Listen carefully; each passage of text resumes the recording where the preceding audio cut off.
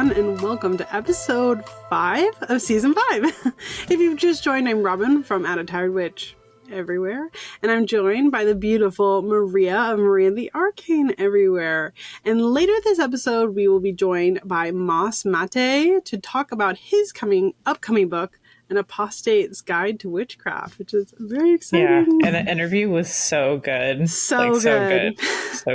Like, I don't know. I can't stop thinking about it. But anyway. Me too. I'm really excited. Like, I'm genuinely really excited for his book, and I'm going to, devour it.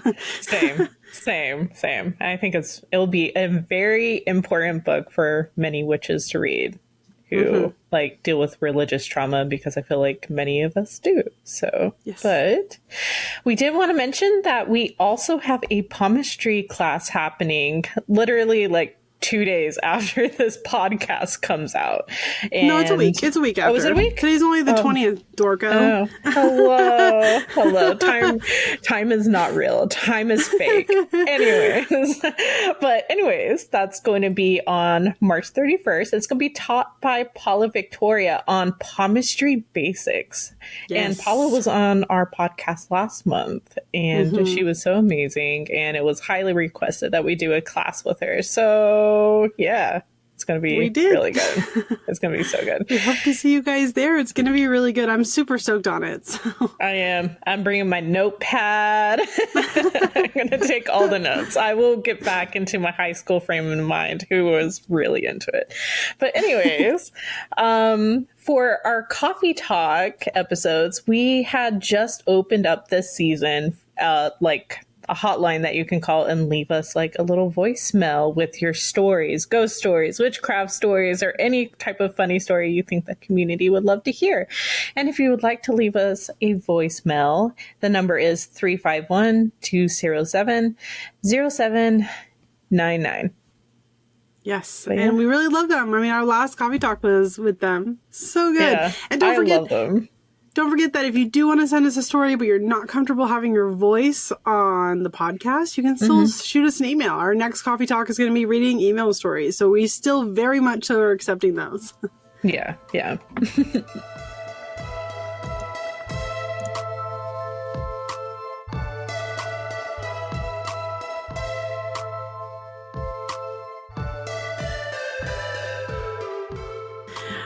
If you've just joined us this week, every single week we talk about upcoming lunar phases and how you can utilize those in your magical practice. Now, that being said, our next major moon phase is going to be on March 25th. It is the full moon in Libra. And I think full moon in Libras are great for two major things. First of all, Libras are a very sensual house.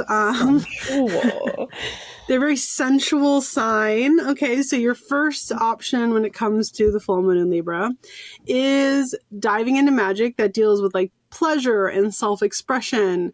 If you're somebody who likes the idea of sex magic but has never really tried it, maybe this is the time to explore that, including self-sex magic.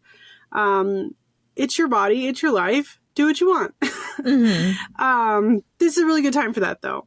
The second thing that the full moon in Libra is really good for is bringing balance back. If we think about Libra when it comes to tarot, it's the Justice card. It's all about finding balance. When you think about Libra in terms of astrology symbols, it's the little weights thing. So duh.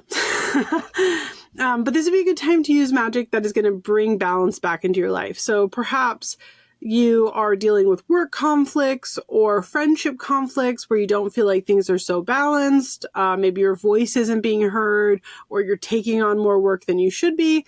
This is a good time to do magic to kind of even the scales a little bit. I think overall it's a pretty useful full moon for that reason.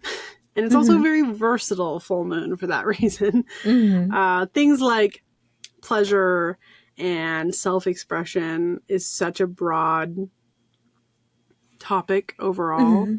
But then finding balance is also a really broad topic. So I feel like this is one of the few moon phases where we have just a really big broad brush we can paint with. Yeah. Yeah, I definitely agree with everything that you said. And Thanks. I also like how Libra is like, they kind of like romanticize their life, and also Yeah. they try to find beauty in everything that they do.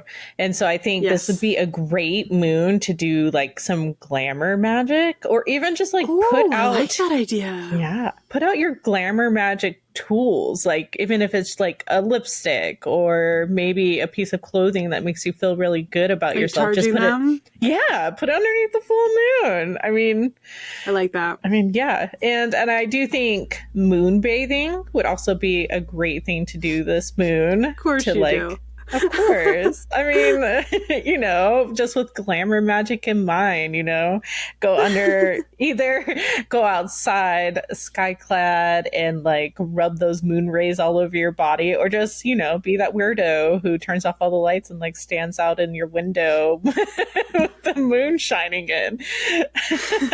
And, go through the motions of showering. I do that, but anyways.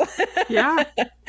But I get it. yeah. And I think that it is, like, I'm teasing you, obviously, but I think that is a really good idea. Yeah. And I think it's smart. And I think you saying balance, like this would be a great time to be like, what is out of balance in my life right now? What am I giving too much of my energy towards that is not really worth my time and my energy? And so you're kind of like, balancing the scales a little bit and doing something more that is worth your time and your energy, and putting, your intention and spell work towards that. Yeah. I think that's really good advice. Thank you.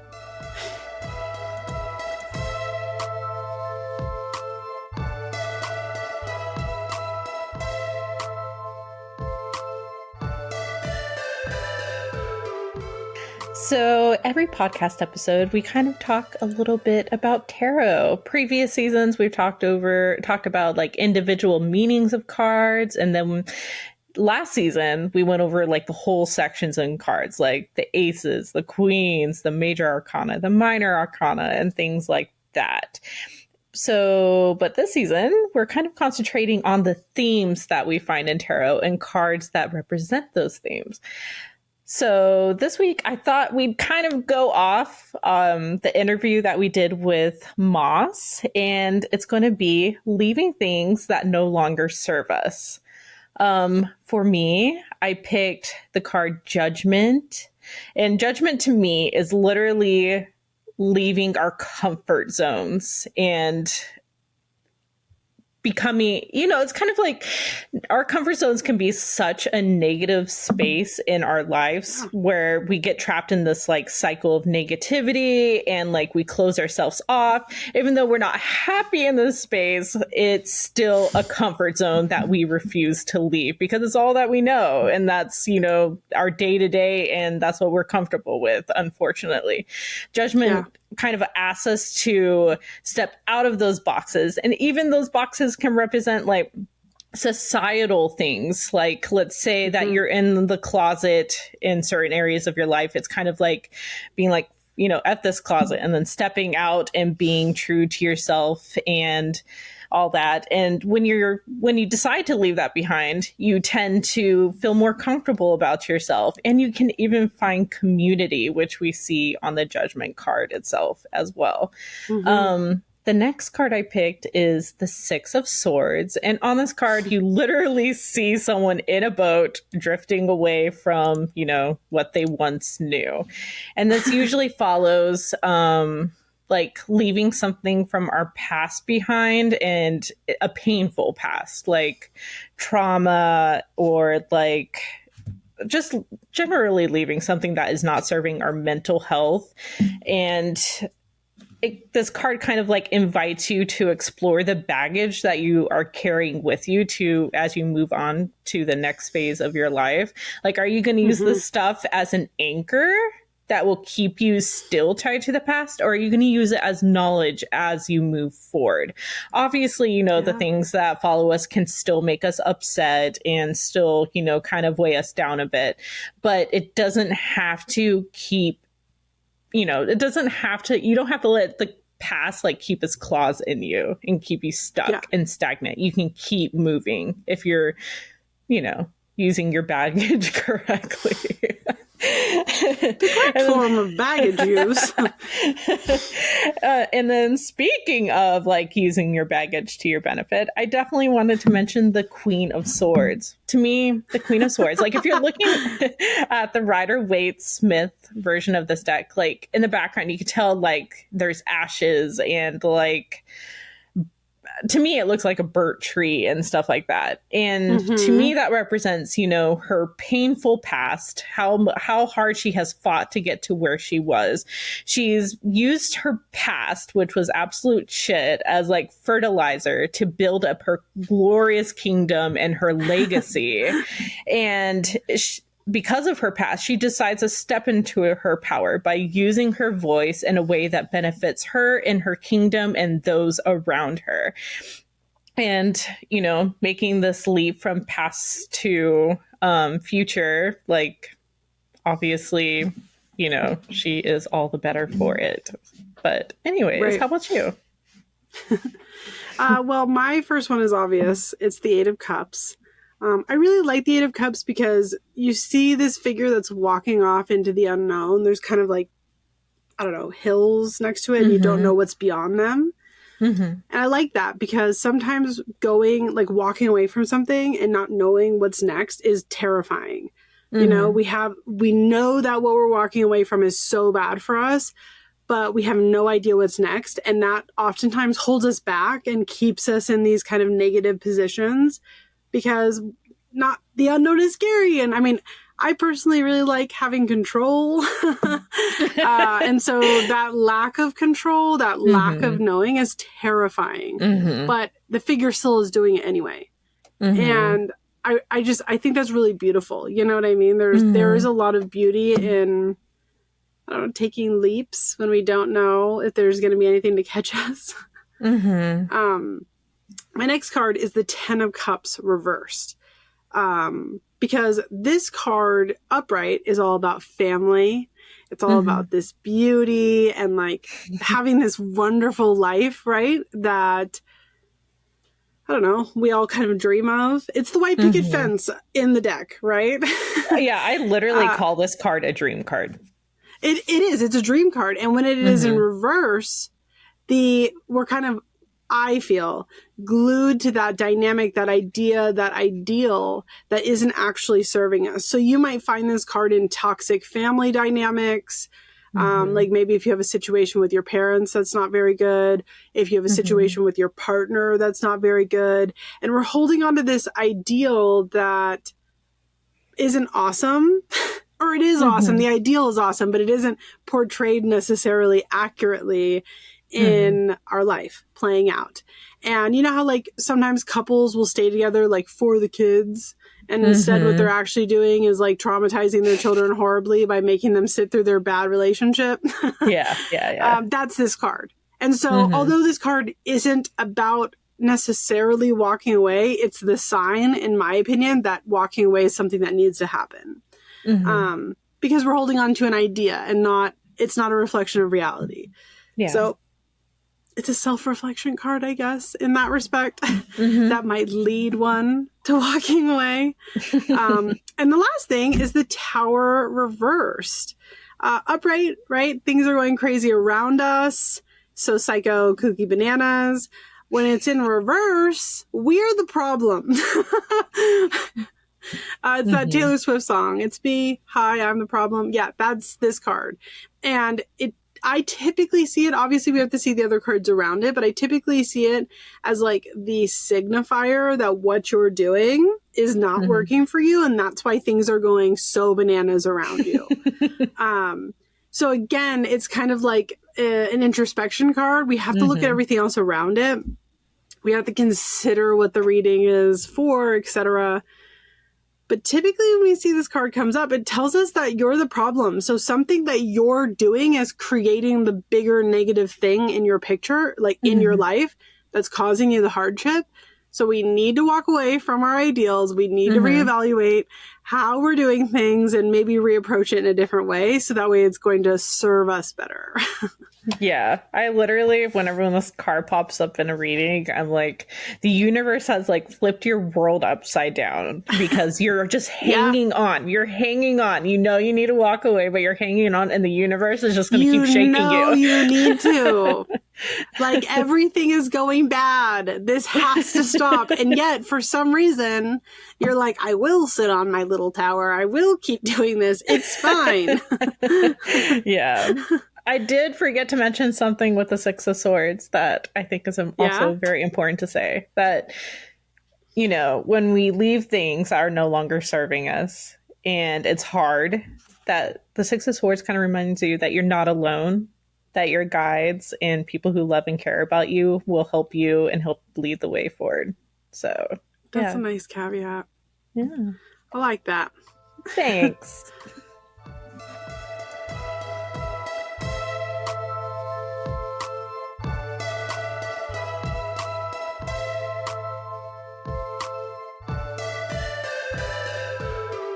So today we have a very special guest. Today we are joined by Moss Matthey, and you may recognize him from Instagram and Reels, especially if you're on YouTube, which we now record videos for YouTube. So if you want to watch this interview on YouTube, you should. Anyways, please tell us about yourself and even your upcoming book. Hi, thanks for having me. So, yeah, I'm Moss, the person, not the plant, as I like to say too often. And I've got a book coming out this September with Llewellyn worldwide called An Apostate's Guide to Witchcraft, which is why I'm here. I left a fundamentalist religious community to whom I'm now considered an apostate, and hence it's an apostate's guide to witchcraft, which is what I do now. That's amazing. I know that we're super excited about it. Our Discord has been talking about this ever since we brought it up, because we have a lot of people that are kind of in our community who can really relate to that, at least indirectly in some way. So when did you realize that you were not going to be following a Christian-based religion anymore, and why? It took me far, far too long, to be honest. It's mainly I'm gay. If you've seen me online, it's quite obvious.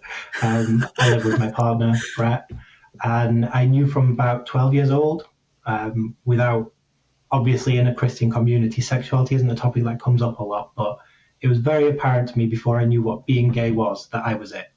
And I was comfortable enough to come out to very close friends as bi, because it was safe.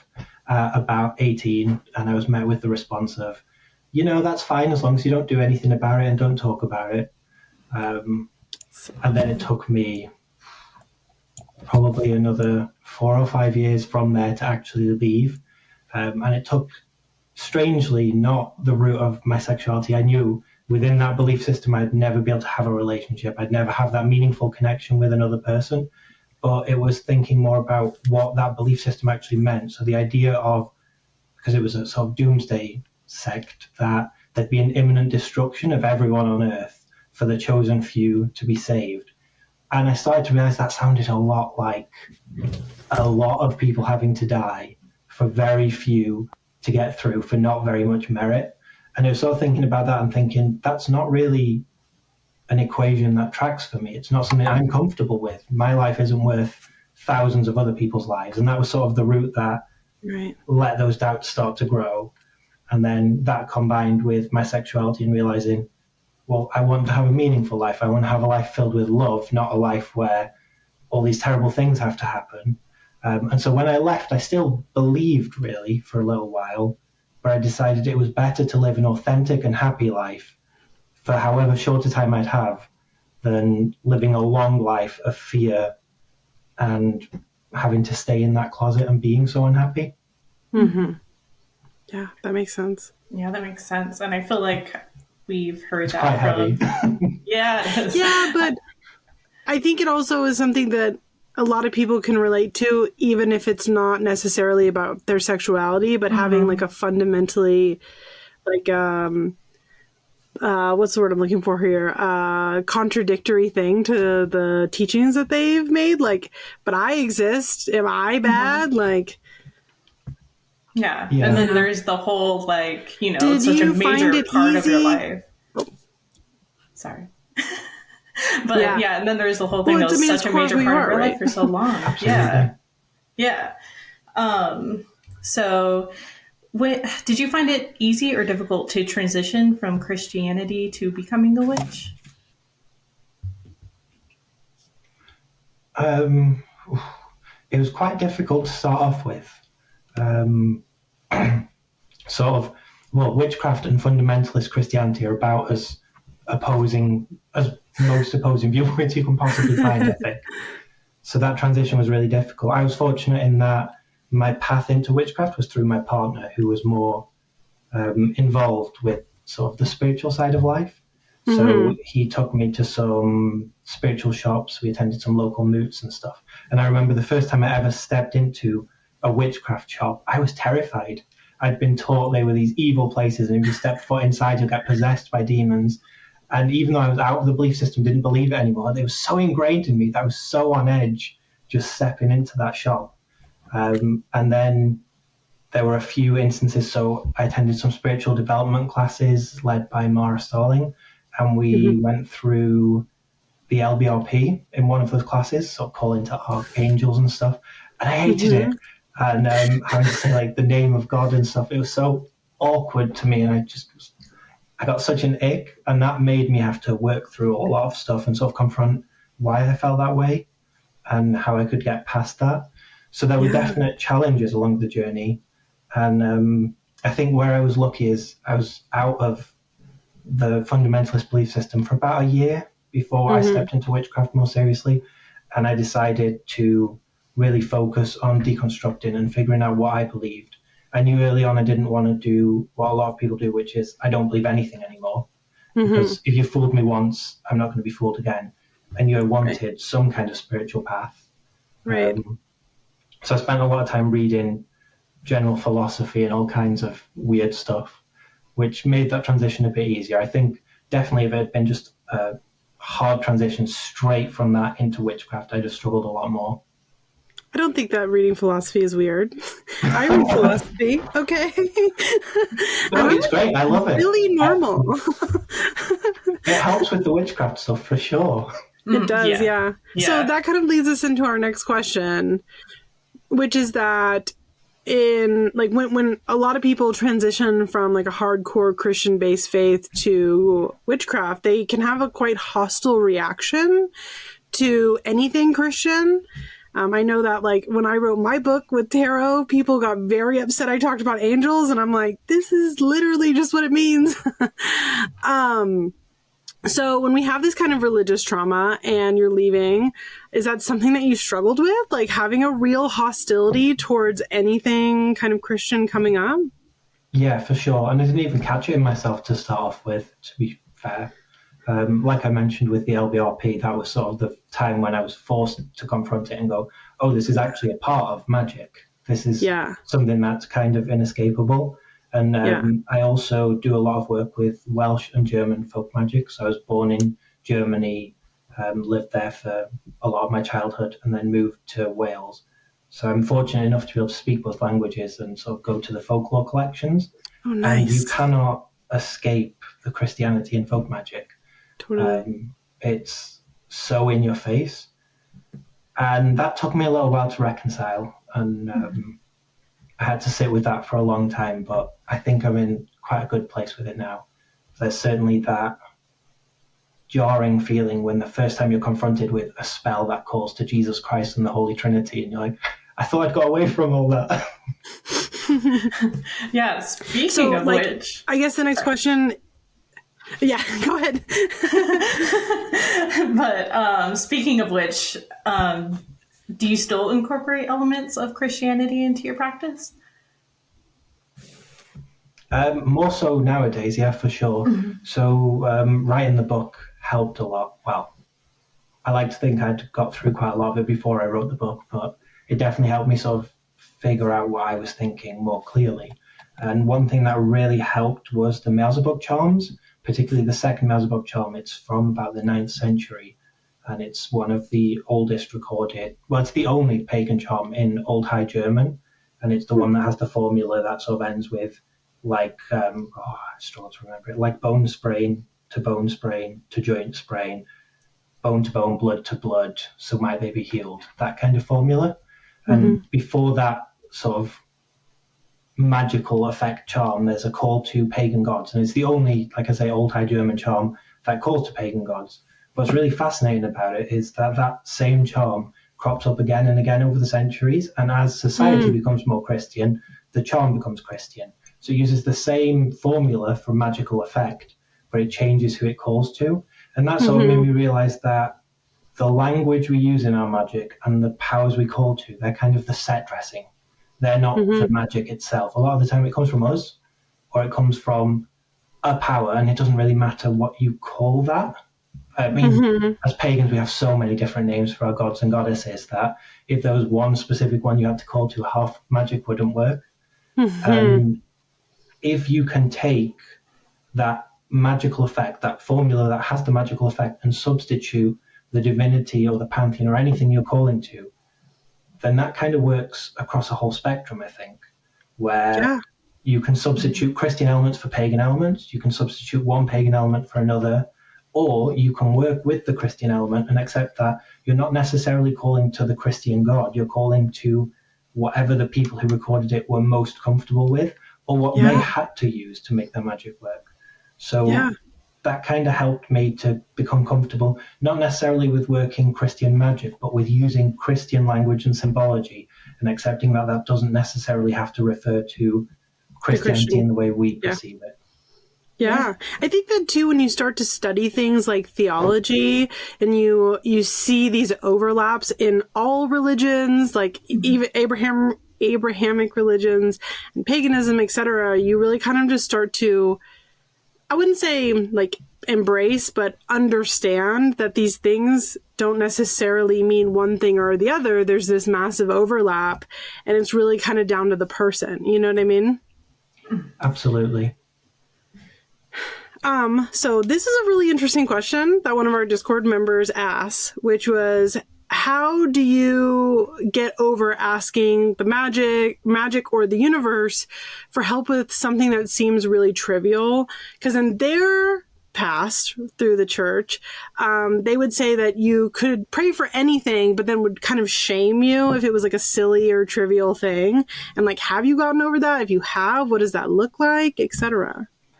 Yeah, that's a really good question, actually. I love that. I really like this question too. It's brilliant, because I can definitely relate to that experience. Sort of, there was that idea that prayer is this really important thing, and you only go to God for these really important matters, and you don't. I guess it's a bit like wasting police time. You don't do it. But one thing that really helped me was sort of deconstructing what prayer means and how that looks from a pagan perspective.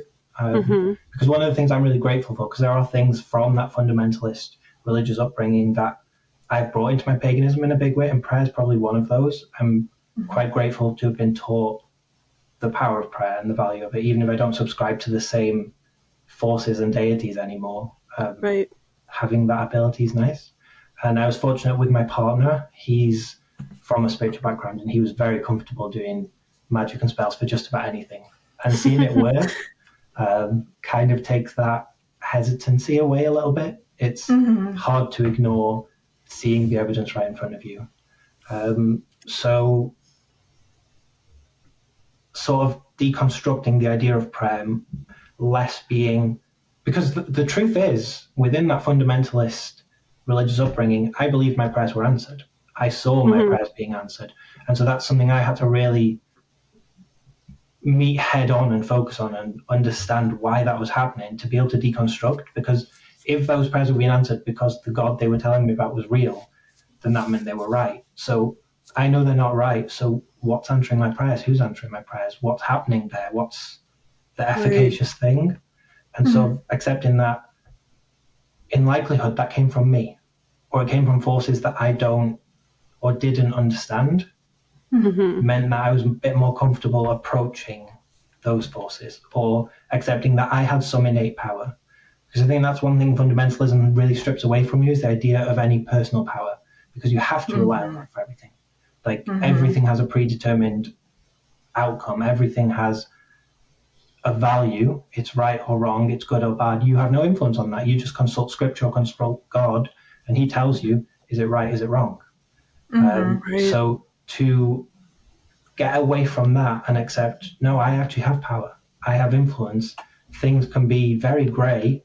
There is a middle ground, and I can have power to manipulate those outcomes. So have helped me to approach that a little bit more, and to, accept that I can have that influence even in small ways, and that's not a bad thing. In fact, that's the majority of what witchcraft is to me. Yeah. It's not usually doing a spell to win the lottery. It's, I don't want it to be raining right now. Can it stop, please? First of all, speak for yourself. All my spells are about winning the lottery. Okay? And that's why I'm so rich now. Many are saying this. First, I thought you were going to say asking for rain. And I was like, well, we had a very wet winter. Do you want more rain? No, I'm all right. Nice dry weather now, please. That's more than fair where you live. So what about witchcraft, occultism, or personal practice caught your eye or first drew it to you? I love this. This is one of my favourite things to talk about, because I was raised in Welsh education. So my most of my primary and all of my secondary school education was in the medium of Welsh. So all of those Welsh myths and legends was something I was really intimately familiar with and fell in love with from being a child. But being in fundamentalism, sort of symbology didn't matter. Everything was very literal. And they were just stories to entertain, and I enjoyed them as such. But once I sort of started to deconstruct, those stories were always there. Those myths and those legends, there was something that I'd learned in their own language and that I had some kind of connection to, but they took on a spiritual significance then. So I was quite fortunate to meet Mara quite early on and to be able to connect to that Welsh stream of magic a little bit more.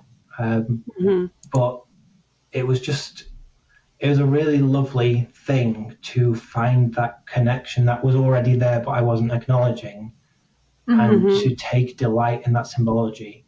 And I think that's the most powerful thing to me. And it's why I like reading abstract things like philosophy and stuff, is that paganism emphasizes symbols. It emphasizes symbology. It emphasizes finding the truth below the surface, or the truth in the lie even. Like when we approach folklore, we're not looking at it as an objective true account of something. We're looking at it as a spiritual truth. Can we find some spiritual wisdom in that, or some kind of magic that we can use in everyday life? So that requires you not to take a literal view, but to take delight in that symbology and that mystery and the pure chaos of it sometimes. And that's not something you can do in fundamentalism in any way, shape, or form. Like I was saying, everything's predetermined, everything's given a moral value already. So to have to approach that for yourself and find the value in it and find the symbology, especially when it's stories you grew up with, stories you already knew, but you weren't permitted to have that connection with them beforehand, that was the probably most powerful thing to me. And that's what created that unbreakable connection to witchcraft and paganism for me. And it's why I still love going to those folklore collections now, and why that's the thing I build most of my practice around, because it's that freedom. Yeah. I love that. I love that for you. That's yeah, it's really nice. Mara's amazing. We do. We're huge Mara stans over here. We are. That's very fair. But yeah, I definitely. Amazing work. And She does. Just a good person at the end of the day. Absolutely. Like, just a good person. So that leads us to our very last question for you, and then we'll release you back to the wild. Is there anything that you think people in your position should know that once you're in a place that's settled on your beliefs and like post-fundamentalism? I think there's probably two things that I'd say to anyone in that situation, which the first one is really important, which is it's not your fault.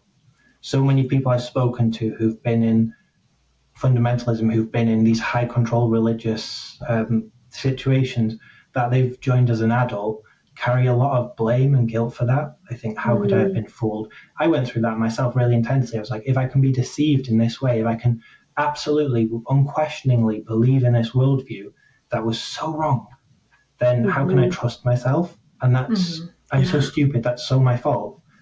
But it's something I've spent a lot of time with, done a lot of research around, and these groups thrive on control.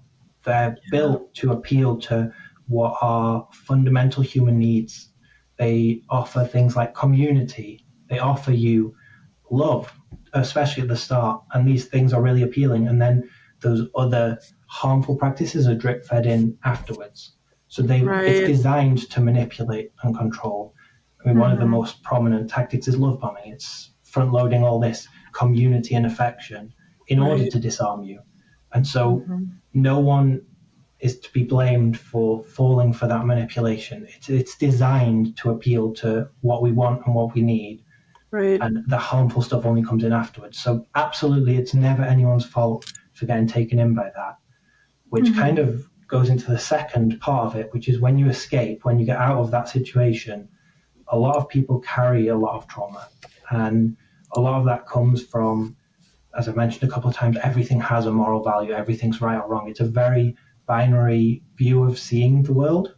And it leads to emotions being assigned a moral weight. So what you feel can be good or it can be bad. And the bad stuff you're supposed to bury and put away and not allowed to be a part of yourself. And you're only supposed to focus on the good and transcend and sort of look to that future thing, look to heaven or whatever that belief system puts as that end goal. And so you fall into this habit of suppressing all your bad emotions and calling them bad emotions. Right. And that can make its way into paganism afterwards. That's something that's so important to deconstruct, because if you carry that with you, that usually leads to spiritual bypassing, where you're not using spirituality to deepen self-awareness. You're using it to try and not become self-aware. You want to not deal with those emotions. You don't want them to be a part of you. So you're just looking to transcend.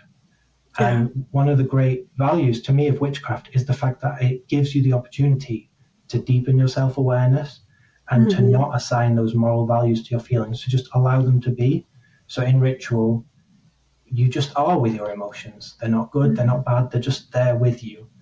And I think if you carry that trauma and that moral assignment to emotions with you, you miss out on a lot of the beauty of witchcraft. And like I say, it's one of those paths that can lead to a spiritual path of spiritual bypassing. And so sitting with your emotions, at least for a little while, before you pursue another spiritual path, and learning to accept that they simply are without being right or wrong, I think is something that's really important. Yeah, I think that's a really, really good way to leave people. Before we release you totally and free you, can you please let our listeners know where they can find you and tell us one more time about your book? Yeah, like of course. What it's called and when it's coming out, etc. No problem. So I'm Moss. I hope you know that by now. And I'm on Instagram, TikTok. Sometimes I surface on Facebook. I think I've done one or two things for YouTube, but I'm always Moss Matthey wherever I am. And my book is coming out, I think it's this September in the States. It's called An Apostate's Guide to Witchcraft, and it sort of covers how to transition into witchcraft after having been in another form of spirituality. It's from the perspective of being in a highly controlling religion, but I've tried to write it in such a way that anyone who's coming from a religious background into witchcraft can find something of value there, hopefully. Well, everything that you spoke about, I think so.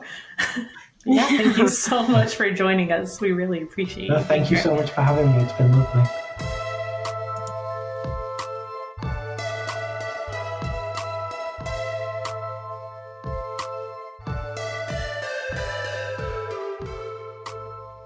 So, Maria, what's stirring your cauldron this week? Oh, let me tell you.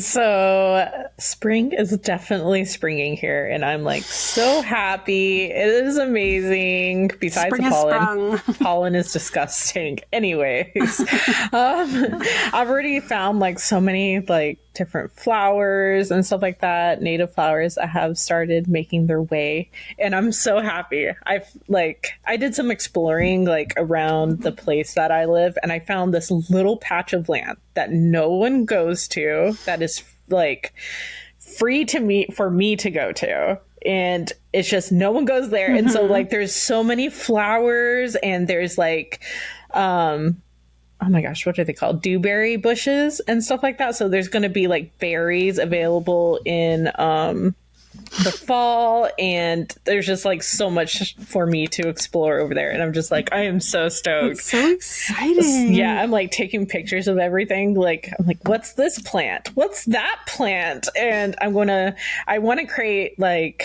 a little herbery, like little note list of things that are growing near me, so I can, and then list their properties by looking at their folklore or how they grow, their medical uses and stuff like that. But yeah, I'm like very excited. It's going to be a very good spring. I'm excited for you. That sounds so fun. As long as I don't actually have allergies, we'll see. We'll see. Surprise! I know. I was like, my ears keep popping. Oh, like my head kind of feels stuffy. Is this allergies? Is it allergies? I don't know. Maybe. I don't know what to do. Hopefully it's not. Yeah. We'll see.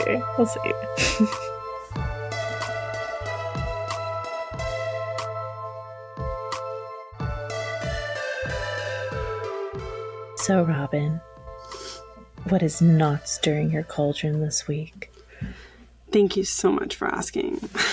You're so welcome. So what is not stirring my cauldron is directly tied into something that is stirring my cauldron. So there's a trend going on right now, which is called occult tea. I don't know if you've seen it. It's people talking about their experiences of being witches online. And it has predominantly been done by people that are pretty new to the creating world, which is not a dig at them at all. Like, their experiences are so valid. I've enjoyed watching their videos, etc. But because like you and I have been doing this since the dawn of time, or at least that's what it feels like, I really want to do one of them. I've been getting back into like making videos and stuff, and I really want to do one. And I have been mapping out my outline of points to talk about, and I know this video is going to be like an hour long. I'm so not excited about that part. But what's not stirring my cauldron is I'm having to think about and write notes on all the things I don't like, that I have not enjoyed about being a witchcraft creator on the internet. And I'm like writing my bullet points on like misogyny, and writing my bullet points on things like the internet taking things so literally when we have like spirituality, which is just nothing but fucking metaphors. Like, not nothing but a lot of our like myths and lore, modern folk stories, and I want to say ancient, but you know what I mean, like older folk stories, etc. A lot of them are rooted in metaphor. Why are we taking everything so literally? And so I'm having to like, well, I mean, I'm doing this to myself, so like this is not a burden, but it is having me explore these kind of topics within myself that I don't like thinking about, but that's part of what I think is important about this entire trend, is like talking about these things that are not fun. And so like that's the aspect of it that's not stirring my cauldron, is having to be like, I get to talk about misogyny. What is Mara Starling, who we talked about earlier when we were interviewing Moss, actually, as Mara put it on the internet, if anybody wants to get on a soapbox and talk about misogyny, it's going to be me. And so I'm using this opportunity to take into consideration to talk about misogyny. Which is like wild. It is wild. Like, I have a whole section on, like, in my talking points on how like witchcraft is predominantly overrun by women or femme presenting people. And yet it is also overrun with misogyny. It's a wild paradox, isn't it? Yeah, I wonder who has the louder voice. I wonder who keeps getting the majority of the publishing contracts. It's just a fascinating observation. Every single male practitioner or masculine presenting practitioner is so valid. What's not valid is the misogyny that comes with that for some of them, which is a really small percentage. Like, if we're being really honest, if like there was 1,000 male, masculine presenting practitioners in the world, like 2 of them would be misogynistic. Yeah, it's like, the whole, they're just the loudest. the whole, like queer community is very supportive, but then you have like this very small percentage of TERFs who are so loud and so annoying. So loud that you think that there are so many of them when it's really not that many of them. It's like literally like 1%. But I mean, it's still worthwhile to mention because it does not overshadow, but it is something that impacts our experience. I agree.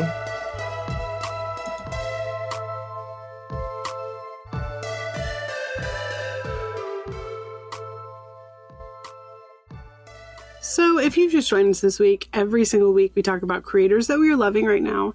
These are not advertisements. These are just things that Maria and I think are cool. And you might think are cool too. And we have a listener submission as well this season, and last season, that you guys think are cool. And you think that people might think are cool as well.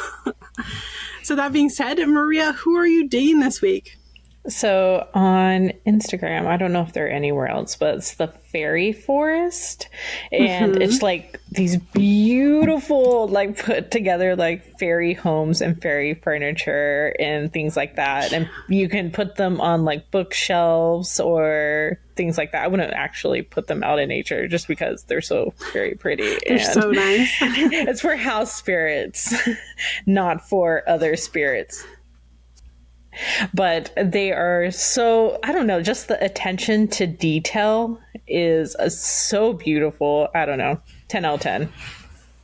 I love that. Mine, listen, I'm going to be really transparent with you guys. I totally tried to get one of these bags for free. I DM'd her and I was like, I'll promote your stuff. But here's the deal. It's a cool thing. I bought it for myself. I'm going to promote it anyway. She said no, for the record, which is her right. It's the Clio Kindle Bag. I've like shared it all over our Discord. I've sent it to friends that I think would like it.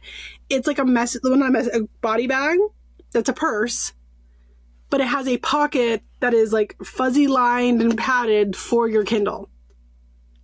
Like, tell me that's not incredible. Incredible. So I bought myself one. I think everybody should get one that is Kindle readers like me. So I don't know. I think they're very cool. No, it is very cute. Very cute. It's so cool. I literally can't wait to get mine. I think it's shipping like the start of next month or something. You're gonna rock it. I just want to see you like at somewhere and just be like whoosh. And I'm literally like, this is my antisocial purse. This is like where I'm at. And I've got my diaper bag, which is overflowing because I have 2 kids now. But I'm moving everything that's a purse into there. And then I'll have my diaper bag as a diaper bag. Isn't that so smart? So smart. I'm like really clever. Our listener choice this week was sent in via Instagram. And it's a company or like artist called Silly Sculptures. And they're so cute. The one that got sent to us specifically, which I know that they were just sending as like an example or whatever, are these like kooky little cupcakes. Yeah. Like, I don't know how else to describe it. Almost like a monster-y cupcake, I guess. It's like giving Alice in Wonderland vibes. Yeah, but then it also has like a little face on the cupcake. So I don't know. Yeah. It's really cute. I think they're so cute. I'm glad that they got sent to us. They've also done things like cute little mushrooms and like bugs, and I don't know, I think it's really cute. And it is very much so Alice in Wonderland, but like specifically Alice in Wonderland from the Disneyland ride. Yeah, or Tim Burton. Yeah, it's like dark and day glow. Very cool. Yeah. These are very cute. And don't forget, guys, if you have somebody or like a business or whatever that you guys think is super cool, please send it to us so we can share it with everyone else. Yeah.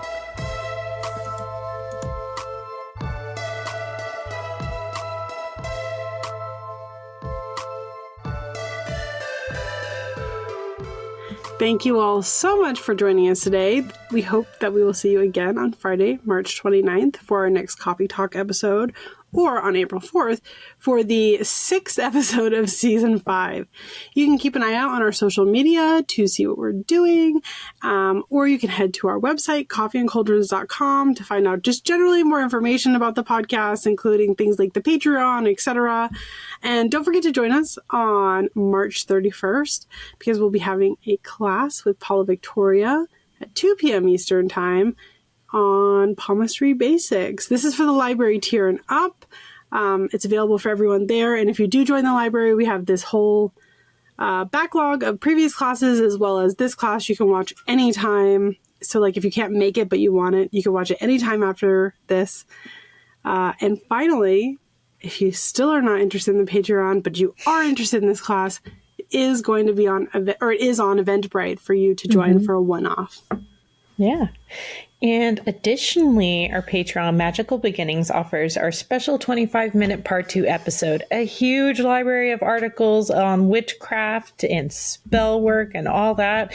And we have a Discord community full of fun events and discussions. We recently added a crafting circle, and I'm gonna host like a Mornings with Maria thing once a month where we will set intentions for the month ahead and pull some cards, just like as a group, as something fun to like bring people together, like if you're at a coffee place and you're doing it with a group of friends.